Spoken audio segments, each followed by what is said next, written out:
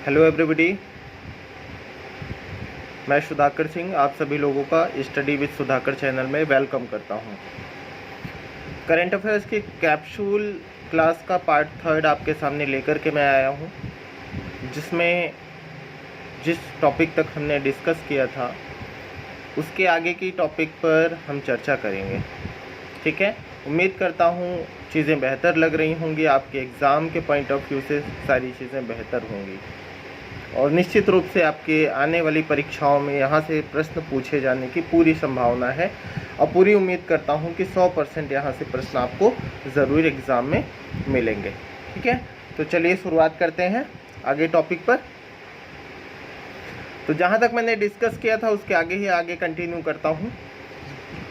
तो अगला पॉइंट है कि वह राज्य सरकार जिसने 4 मई 2020 को ग्रामीण क्षेत्रों में श्रमिकों के लिए रोजगार उत्पन्न करने के उद्देश्य से 3 श्रम गहन कार्यक्रम शुरुआत किया था। पीछे भी मैंने इस पर चर्चा किया था, तो वो झारखंड राज्य है, ध्यान रखेंगे। नेक्स्ट पॉइंट है जम्मू कश्मीर के कितने फोटो पत्रकारों को आर्टिकल 370 जब हटाया गया उस पर बेहतर कार्य करने के लिए पुलित्जर पुरस्कार 2020 से सम्मानित किया गया। तो 3 पत्रकारों को। भारतीय नौसेना ने विदेशों में फंसे भारतीयों को वापस लाने के लिए कौन सा कार्यक्रम चलाया था? तो समुद्र सेतु कार्यक्रम चलाया था, याद रखिएगा। ठीक है, और वायुसेना ने कौन सा चलाया था? कमेंट बॉक्स में आप मुझे ज़रूर बताइए, पीछे मैंने चर्चा की थी। अगला है विश्व अस्थमा दिवस कब मनाया जाता है? तो मई महीने के पहले मंगलवार को विश्व अस्थमा दिवस मनाया जाता है। याद रखिएगा, कोई डेट फिक्स नहीं है, दिन फिक्स है इसके लिए, इसलिए इम्पॉर्टेंट हो जाता है, शायद एग्जाम में पूछ लें। तो मई महीने का पहला मंगलवार विश्व अस्थमा दिवस, ध्यान रखेंगे।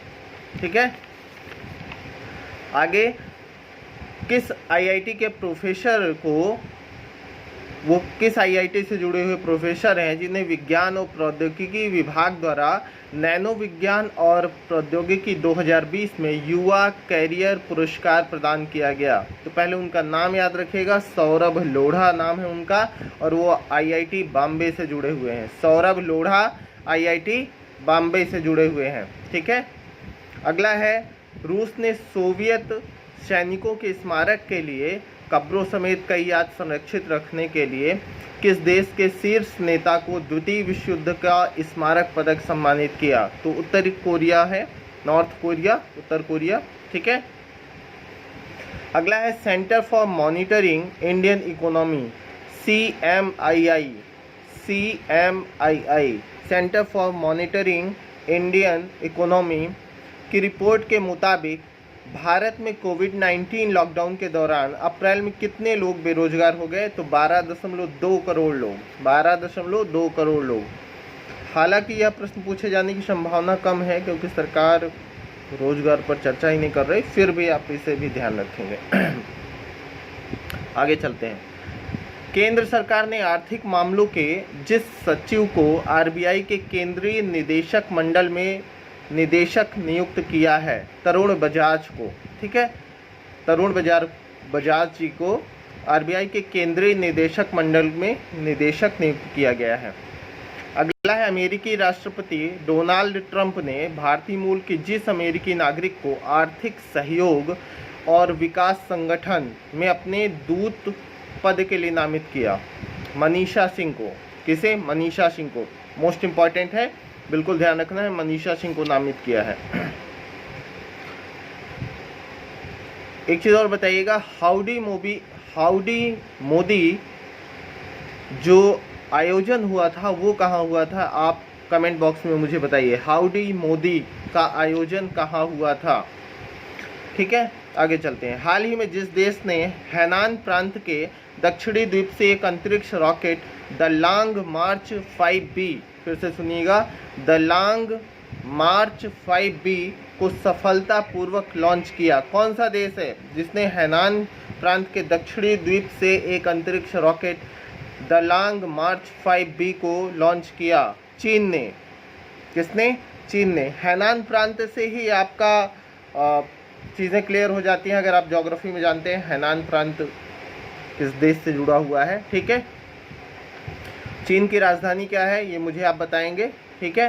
तो कमेंट बॉक्स में चीन की कैपिटल आप मुझे बताइए।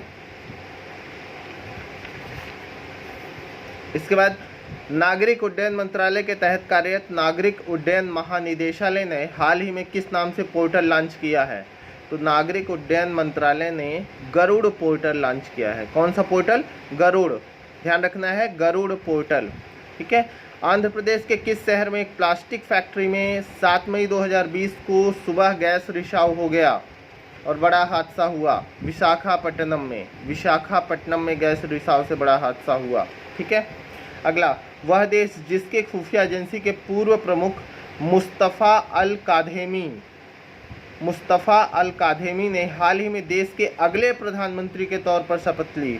खुफिया एजेंसी के पूर्व प्रमुख मुस्तफ़ा अल काधेमी इराक है, इराक के प्रधानमंत्री के तौर पर इन्होंने शपथ लिया है, ठीक है। आगे चलते हैं।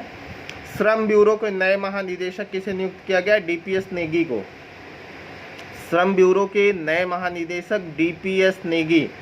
हाल में किस राज्य सरकार ने आयुष कवच नामक एक मोबाइल एप्लीकेशन लॉन्च किया है, जिसे आयुष मंत्रालय ने लॉन्च किया है? इंपॉर्टेंट है, उत्तर प्रदेश ने लॉन्च किया है, ध्यान रखेंगे, यूपी का है आयुष कवच, ठीक है।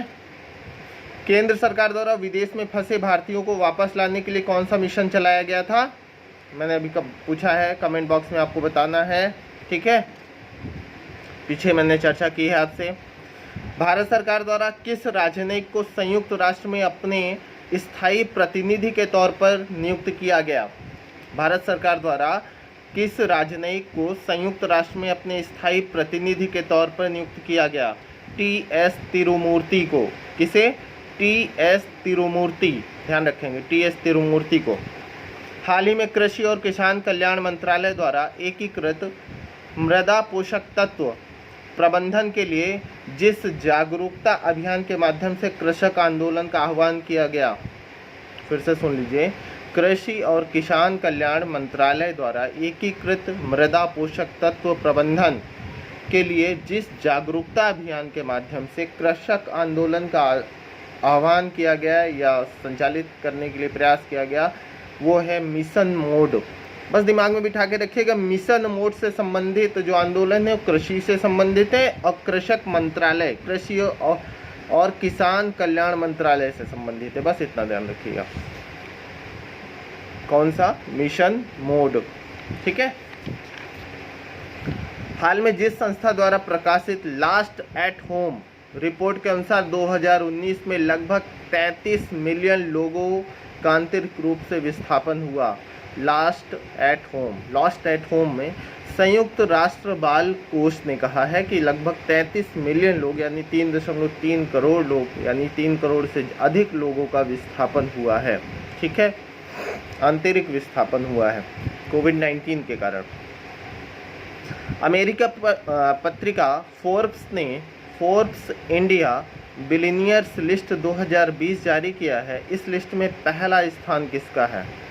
फोर्ब्स इंडिया बिलियनियर्स निश्चित रूप से है, आप कमेंट बॉक्स में बताएंगे कि भारत के सबसे अमीर कौन हो सकते हैं, ठीक है। आगे, संयुक्त राष्ट्र पर्यावरण कार्यक्रम ने राष्ट्रीय सद्भावना दूत के रूप में जिस अभिनेत्री का कार्यकाल 2 साल और बढ़ा दिया है? संयुक्त राष्ट्र पर्यावरण कार्यक्रम से जुड़ी हुई अभिनेत्री कौन है? दिया मिर्जा, और उन्हीं का कार्यकाल बढ़ाया गया है, ठीक है, दिया मिर्जा का कार्यकाल 2 वर्ष बढ़ाया गया है। हाल में विज्ञान और इंजीनियरिंग अनुसंधान बोर्ड ने कोविड-19 महामारी को नियंत्रित करने हेतु गणितीय मॉडल अभिकलनात्मक पहलुओं के अध्ययन के लिए कौन सी योजना के तहत मंजूरी दी? तो मैट्रिक्स योजना, याद रखिएगा, मैट्रिक्स योजना, ठीक है।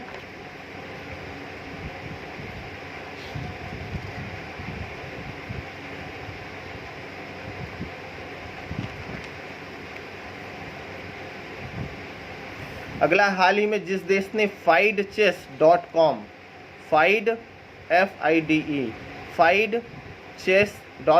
ऑनलाइन नेशंस का खिताब अपने नाम किया, तो चीन ने।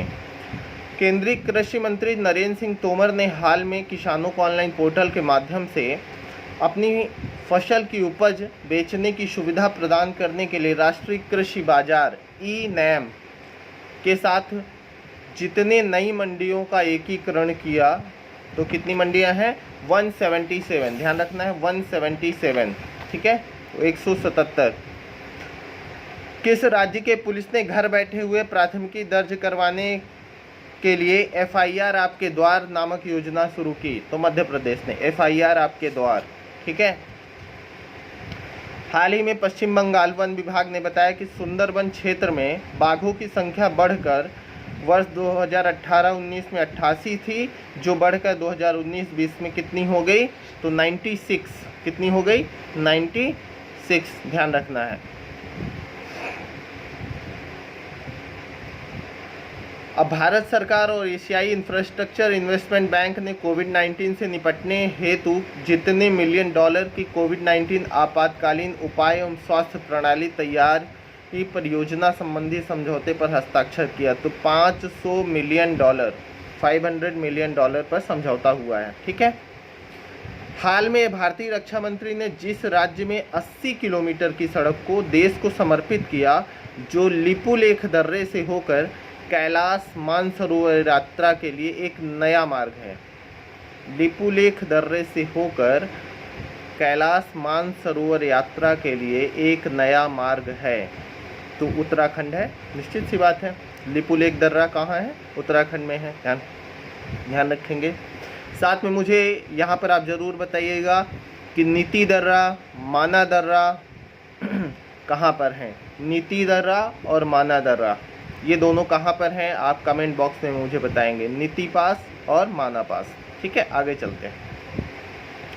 RBI द्वारा जारी नवीनतम आंकड़ों के अनुसार वित्तीय वर्ष 2019-20 के दौरान स्वर्ण भंडार में कितनी वृद्धि हुई? तो 40.45 टन की वृद्धि हुई। कितनी? 40.45 टन की वृद्धि हुई है। 40 टन याद रखिएगा, ठीक है।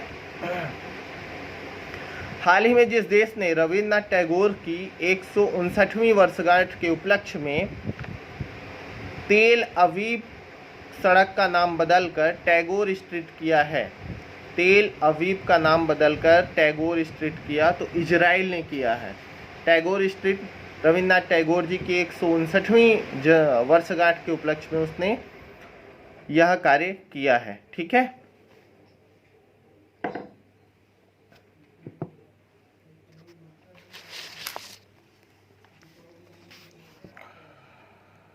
तो ये टॉपिक यहीं तक रखते हैं, नेक्स्ट टॉपिक पर फिर से मिलते हैं अगले टॉपिक पर। Good luck, bye bye.